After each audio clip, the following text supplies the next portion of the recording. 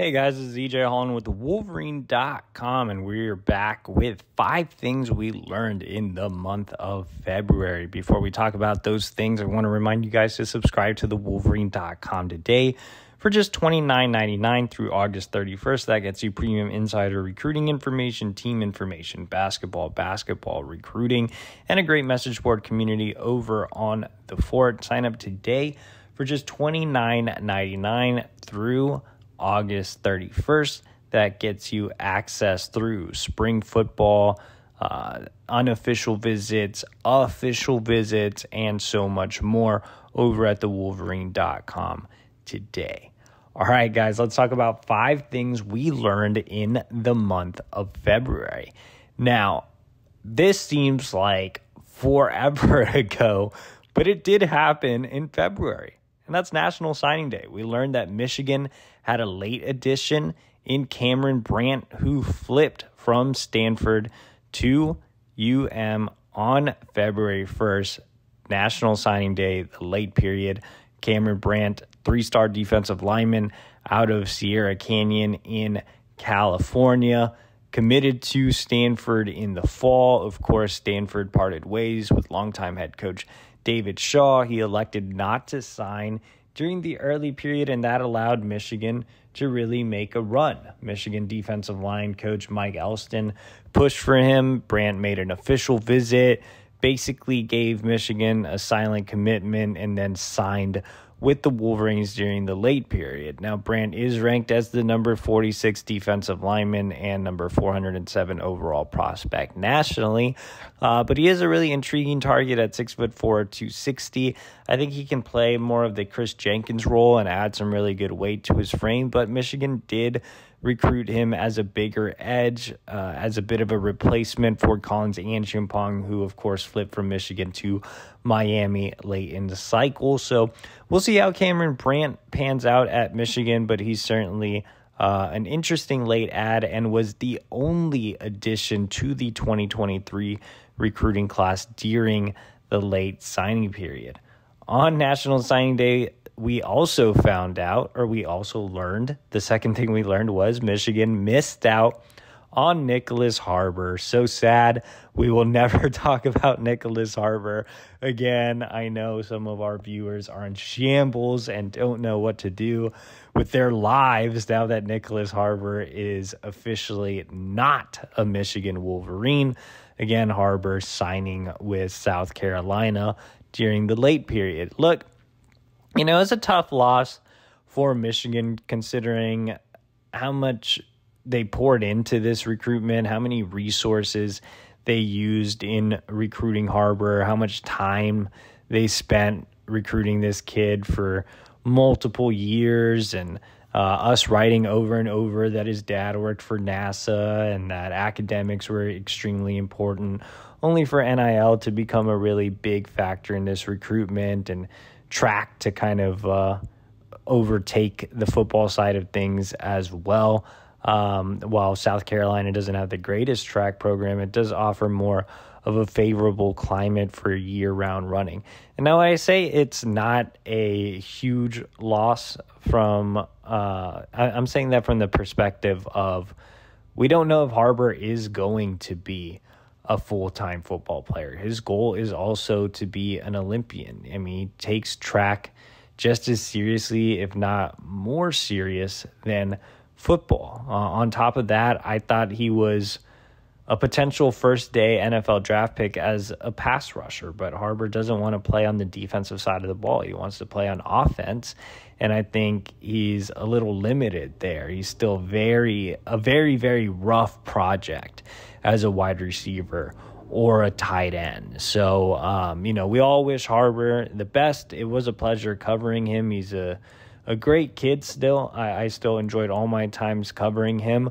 But that one is over, and Michigan will move on. We'll try to get its base salary model in place so it can win some of these recruitments that do take a turn for the worse in terms of NIL. The third thing we learned is that Michigan had a mystery commit in the 2024 class for several months. One of the weirder storylines during my time on the Michigan beat, Zach Ludwig, a complete unknown linebacker from South Park, Pennsylvania, and no, not the South Park where Cartman's from. It's a real place in Pennsylvania, South Park, and Zach Ludwig is a real person.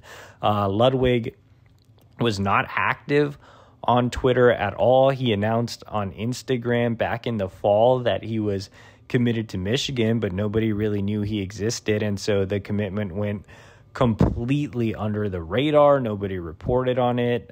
Even when we found out that he had committed here in February, there was still some disagreement from sources on the staff. It was just a really, really wild turn of events.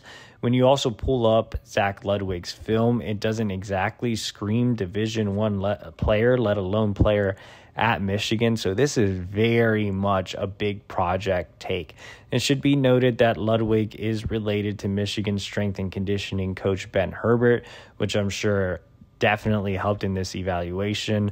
Michigan needs to keep Ben Herbert at all costs. He's the best strength and conditioning coach in the country. It should also be noted that Zach Ludwig is a long snapper as well, so it wouldn't be surprising to see him simply be a long snapper and not a linebacker at Michigan.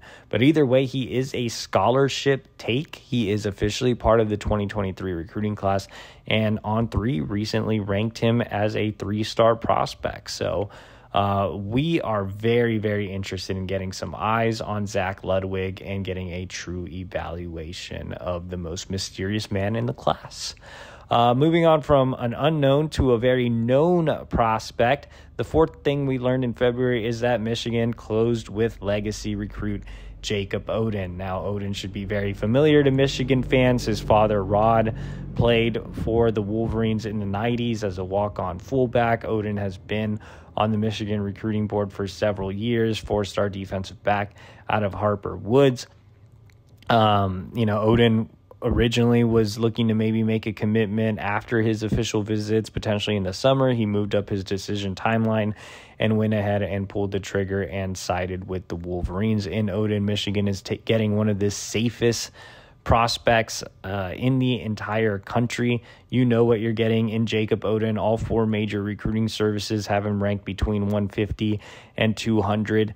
He's a guy that I think will be a multi-year starter as a safety, but can move around in the secondary. Very instinctual player, super high football IQ. His father is actually the head coach at Harper Woods, so he's a great student of the game. He's filling out his frame well. He's really long. He might not be the fastest or most explosive guy in the secondary, but he certainly checks a lot of boxes, and like I said, is a very safe take. On top of that, he bleeds maize and blue, so he will help Michigan on the recruiting trail and is actively working on several other top defensive back targets.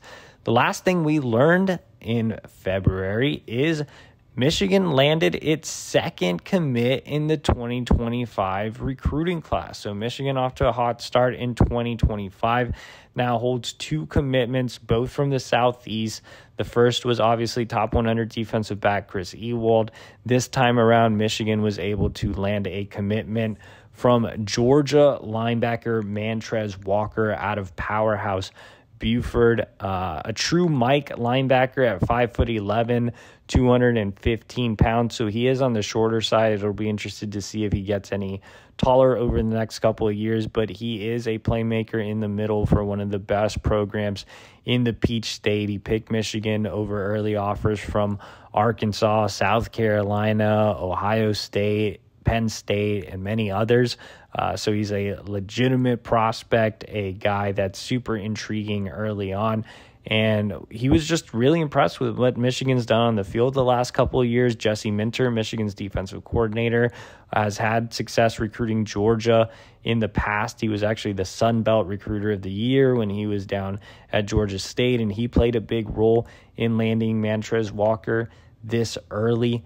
Michigan has made it a priority to recruit Buford Hard, Jim Harbaugh, stopped by the high school during the contact period as well. So it's great to have two premier Southeast talents in Chris Ewald and Mantrez Walker.